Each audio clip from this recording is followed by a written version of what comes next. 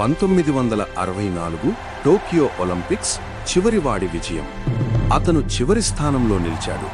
70,000 మంది లేచి నిలబడి ఉత్సాహంగా ఉన్నారు.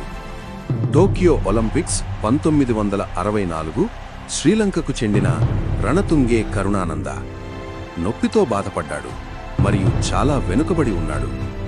విజేతలు ముగించారు. జనం వెళ్ళిపోతున్నారు. కాని అతను ఇంకా పరిగెడుతూనే ఉన్నాడు.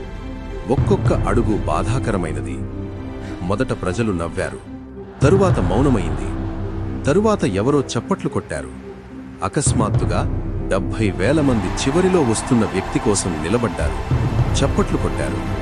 తరువాత అతను ఇంటికి తిరిగి రావడానికి నాకు ఒక చిన్న కూతురు ఉంది అని అన్నాడు.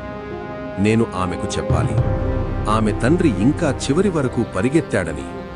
ఎంత స్ఫూర్తినిచ్చే మాట. నువ్వు మొదలుపెట్టింది పూర్తి చెయ్యాలి మిత్రమా. లే, ఇప్పుడే మళ్లీ ప్రారంభించు. ఆలస్యమైనా సరే, ఎవరు ఏమన్నా నువ్వు అనుకున్నది సాధించి చూపించు. I will win. Not immediately, but definitely.